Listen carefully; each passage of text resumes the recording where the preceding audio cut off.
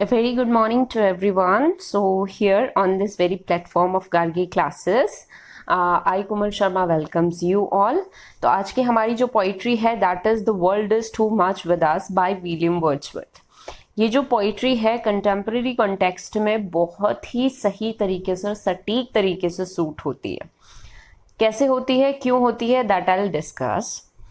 हम line by line इस चीज़ को डिस्कस करेंगे, अच्छे से अंडरस्टैंड करेंगे और कंटेम्प्रेरी कॉन्टेक्स्ट में ये जो पोइट्री है कैसे सूट करती है आजकल के हमारे ज़माने को, तो उस चीज़ को भी हम डिस्कस करेंगे. All right, so let's begin without taking much of your time. So यहाँ पे पोइट्री की शुरुआत होती है. The world is too much with us late and soon, getting and spending will lay waste our powers, little we see in nature that is ours. We have given our hearts away, a sordid boon.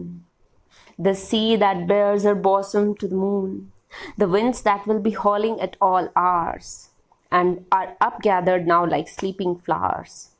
For this, for everything, we are out of tune. It moves us not. Great God, I would rather be a pagan, suckled in a creed outworn. So might I, standing on this pleasant lea, have glimpse that would make me less forlorn, have sight of Proteus rising from the sea, or hear all Triton blow his wreath horn. अब contemporary context में ये poetry कैसे suit करती है, क्योंकि nowadays हम easily देख सकते हैं हम नेचर से कितना दूर आ चुके हैं. हमें नेचर की शायद कोई भी चीज़ हमें मूव नहीं करती है, चाहे वो ट्रीज़ हो, चाहे वो प्लांट्स हो, चाहे वो फ्लावर्स हो, चाहे वो रिवर्स हो, चाहे वो कोई भी बर्ड हो, इंसेक्ट हो, एनिमल हो. हम शायद किसी भी चीज़ को देख के हमारा हार्ट जो है वो मूव नहीं करता है. हम मोर नॉन ह्यूमैनिटी की तरफ बढ़ चुके हैं. We have become robots now. हम नेचर के साथ शायद टाइम स्पेंड भी नहीं करते हैं, हम नेचर को ऑब्जर्व भी नहीं करते हैं, हम नेचर के साथ शायद सिंपैथेटिक जो हमारी फीलिंग्स होती हैं वो भी शेयर नहीं करते हैं. तो वर्ड्सवर्थ जो है रोमांटिक एरा में इसी चीज़ को लेके बहुत ज़्यादा दुखी हो रहे हैं कि अब का जो ज़माना है वो बहुत ज़्यादा टेक्नो फ्रेंडली हो चुका है, बहुत ज़्यादा मॉडर्निज्म की तरफ हम बढ़ चुके हैं, सिटीज़ की तरफ हम मूव ऑन हो चुके हैं. हमने हमारे रूरल जो रूट्स हैं वो शायद कहीं ना कहीं पीछे छोड़ दिए हैं, हमने हमारे नेचर को बहुत ज़्यादा पीछे छोड़ दिया है. सो टाइटल जो है पोइट्री का वो यही सजेस्ट करता है that the world is too much with us, this world is getting burdenized over my heart, कि मैं बहुत ज़्यादा दुखी हो चुका हूँ. आपने देखा होगा जो बड़े बुजुर्ग होते हैं हमारी सोसाइटी में, आसपास में, जो नेचर लवर्स होते हैं, जो नेचर के करीब रहे हुए रहते हैं, शायद बचपन में या जवानी उनकी गाँव में गुजरी होती है, जो नेचर, जो पेड़ पौधों को पालने में या फ्लावर्स में या खेती में, इन सब में उन्होंने अपनी ज़िंदगी गुजारी है. Suddenly they have shifted to cities because of their children. तो शायद कहीं ना कहीं आपने उनके मुंह से भी सुना होगा कि ये जो वर्ल्ड है, ये जो ज़माना है बहुत आगे बढ़ चुका है और हमें हमारी जो आंखें हैं वो थक चुकी है इस तरीके की भाग दौड़ भरी ज़िंदगी देख के, कि एक रोबोटिक लाइफ हो चुकी है हमारी, कि सुबह उठते हैं, भागते हैं, दौड़ते हैं, अपना काम करते हैं. We are running behind money only, we are running behind success.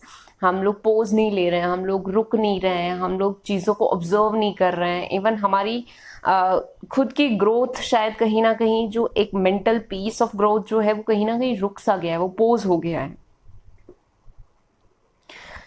Getting and spending we ले वेस्ट आवर पावर्स, कि हमारी जो पावर्स है, हमारी जो स्ट्रेंथ है या हमारी जो स्किल्स हैं वो शायद हम इसी चीज़ के पीछे लुटा देते हैं टू अर्न समथिंग और to spend that. What we do, we earn money and spend that over our luxuries. So we are getting and spending. We are laying waste our powers in earning and spending that. Little we see in nature that is ours.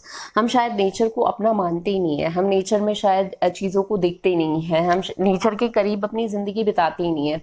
अभी now as the season of rain, बारिश का season है, rainy season है, तो शायद आप में से बहुत कम लोग होंगे जो बाहर जाते होंगे, जो बारिश को एंजॉय करते होंगे, या बारिश की वजह से जो flowers, plants, trees, birds, insects कितने हैप्पी फील करते हैं, हम उस चीज़ को एक्सपीरियंस ही नहीं करते.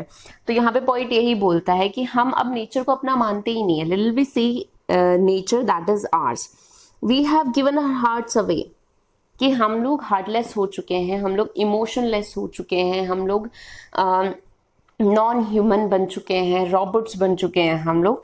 सो we have given our hearts away a sordid boon. अब यहाँ पे ये जो वर्ड है that is sordid and boon. Sordid is very बेकार सा, कड़वा सा, एंड बोन इज ब्लेसिंग. तो ये ऑक्सीमोरॉन है, बिल्कुल कॉन्ट्रोडिक्टरी वर्ड है, ये जस्ट ऑपोजिट वर्ड है हमारे लिए. तो सॉर्डेड बोन, हम लोग जो नॉन ह्यूमन बनते जा रहे हैं, हम लोग रॉबोट्स बनते जा रहे हैं, ये हमारे लिए ब्लेसिंग तो है, but this blessing is a kind of curse to us, a kind of हम बोल सकते हैं जो हमें डिस्ट्रक्शन की तरफ या हमें बर्बादी की तरफ लेके जा रहा है. सो a sordid bone. This sea that bears our bosom to the moon. अब यहाँ पे जो पॉइंट है ये एक ओशन के सामने, ओशन के बीच पे खड़े हैं ये, और उस ओशन को देख रहे हैं और सी को देख रहे हैं कि किस तरीके जो ओशन है वो मून की तरफ अपना फेस करके लेटा हुआ है, या ही bares her bosom to the moon. The winds that will be howling at all hours. और उस टाइम पे वहाँ पे बहुत तेज तेज हवाएं भी चल रही हैं. बीच का आपने माहौल देखा होगा, आप में से बहुत से लोग बीच विजिट कर चुके होंगे, तो कई बार हवाएं बहुत तेज होती हैं वहाँ पे, हॉल करती हैं. And are up gathered now like sleeping flowers. और कभी कभी वो जो हवा चलती है that feels like these hauling hours or these hauling air is gathering up or gathered up now like sleeping flowers. ठीक है, एक sleeping flower की तरह हमें नजर आ रही है. For this for everything we are out of tune. अब वो चाहे कुछ भी हो, चाहे वो ओशन हो, चाहे वहाँ पे चलती हुई हवाएं हो, चाहे स्लीपिंग फ्लावर्स हो, ये सारी चीज़ें हमारे लिए आउट ऑफ ट्यून हो चुकी हैं, आउट ऑफ हम इस चीज़ को फील नहीं कर पाते हैं, हमारे इमोशंस इस चीज़ से कनेक्ट नहीं कर पाते हैं, या हम लोग नेचर को लेके अब वो इतने ज़्यादा सिंपैथेटिक नहीं हैं. हम बहुत ज़्यादा, अब शायद आपने देखा भी होगा, अगर हम नेचर में जा भी रहे हैं तो everyone carries the phone along with them, iPhone और Android phone, smartphones they have carried. Smartphones लेके जाते हैं और नेचर में शायद पिक्चर्स क्लिक करने के लिए हम लोग पोज बनाते रहते हैं. अरे हम लोग उस मोमेंट को एंजॉय नहीं करते हैं, हम लोग वहाँ पे जाके उस नेचर को फील नहीं करते हैं. हम ओशन, एयर, विंड, जो भी विंड वहाँ पे चल रही होती है, या जो भी वहाँ पे ट्रीज होते हैं, प्लांट्स होते हैं, बर्ड्स होते हैं, हम किसी भी चीज़ को इमोशनली कनेक्ट नहीं कर पाते हैं. हम सिर्फ वहाँ पे जाते हैं टू क्लिक द पिक्चर और to upload those pictures on social media. ठीक है, तो सिर्फ पॉपुलैरिटी या फिर पॉपुलर होने वाले एक जस्ट बीइंग बन चुके हैं. We are no more the human beings who connect themselves with the nature. तो हम लोग आउट ऑफ ट्यून हो चुके हैं, हमें अब इतने इमोशनली हम कनेक्ट नहीं कर पाते हैं नेचर के साथ. It moves us not. अब हमें नेचर की कोई भी चीज मूव नहीं करती है. We have become heartless. Great god, I would rather be a pagan suckled in a creed outworn. कि इससे अच्छा तो मैं पैगन होता, वो ज्यादा अच्छा था, because William Wordsworth was a Christian. तो बोलते हैं इससे अच्छा तो मैं पैगन होता, वो ज्यादा सही था. Pagan basically is a kind of, हम बोल सकते हैं पैगनिज्म जो है वो एक ऐसा बिलीफ है जहाँ पे किसी एक पर्टिकुलर गॉड को वर्शिप नहीं किया जाता है, मल्टीपल गॉड्स को वर्शिप किया जाता है. जहाँ पे नेचर गॉड्स होते हैं, मल्टीपल नेचर गॉड्स होते हैं, तो उन लोगों का कोई पर्टिकुलर रिलीजन नहीं हुआ करता था. जैसे अब हम लोग डिवाइड कर देते हैं इनटू क्रिश्चियनिटी, इस्लाम, जैन, इस तरीके से हम लोग डिवाइड कर देते हैं रिलीजन को. तो पैगनिज्म में ऐसा नहीं होता था. They were not divided into religion, they worship different gods, they worship nature gods. ठीक है, तो बोलता है कि काश मैं पैगन ही होता. क्या हुआ अगर पैगन जो रिलीजन है या पैगन जो बिलीव्स है वो अब ओल्ड फैशन्ड हो चुके हैं, क्योंकि Christian when William Wordsworth was there in 1800 something, तो उस टाइम पे हम मान सकते हैं कि पैगनिज्म जो बिलीफ था वो ओल्ड फैशन हो चुका था. दैट वाज आउटलो हो चुका था, या क्रीड आउट वॉन का मतलब होता ओल्ड फैशन, जिसको अब शायद कोई भी फॉलो नहीं करता है. पर ठीक है, मैं ओल्ड फैशन पैगनिज्म में बिलीव करने वाला ही होता, पर I would rather be a pagan. So I might standing on this pleasantly. अगर मैं पैगन होता, पैगनिज्म मेरा बिलीफ सिस्टम होता, तो तब मैं इस ग्राउंड पे जब खड़ा होता ना, have sight of Proteus rise, ये भूल गई मैं, have glimpse that would make me less forlorn. तो being a pagan, standing on this pleasant on this beautiful land, मैं एक्सपीरियंस कर सकता था, मैं फील कर सकता था, मैं देख सकता था नेचर को, मैं नेचर से कनेक्ट हो सकता था, उस टाइम पे शायद मेरी जो वरीज होती, I will be less forlorn, I will be less tense, I will be less in problems. आगे पोइट क्या बोलता है, have sight of Proteus rising from the sea. So Proteus is the god of sea in Greek mythology, he is given. तो Proteus is the god of sea. तो यहाँ पे वो बोलता है काश मैं एक पैगन होता, तब मैं यहाँ पे खड़ा होता। तो उस टाइम पे बीइंग अ पैगन, अगर मैं पूरी तरीके से पैगनिज्म बिलीफ पे ही चलता तो शायद हो सकता था मैं इस ब्यूटीफुल सी लैंड पे खड़ा होके सी गॉड के साक्षात दर्शन कर सकता था। और here old Triton blow his wreath horn, और हो सकता है कि जो ट्राइटॉन है, ट्राइटॉन इज ऑल्सो हम बोल सकते हैं the god of waves. He is in Greek mythology, he is the son of sea god and goddesses, right? तो वो बोलता है कि तब मैं बीइंग अ पैगन में यहाँ पे खड़ा होता और ट्राइटन को ब्लो करते हुए देखता अपना रीड हॉर्न। ठीक है, read horn is this. Okay, so this is all about the world is too much with अस, जहाँ पे poet being a modern person जो कि अपनी स्टेबिलिटी के लिए या अपनी लाइफ या करियर को परस्यू करने के लिए सिटीज़ की तरफ मूव ऑन कर चुका था।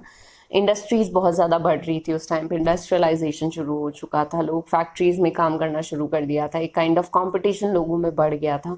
The people started to becoming more non humans, वो शायद पैसों के पीछे या सक्सेस के पीछे भागने वाले लोग बन गए थे।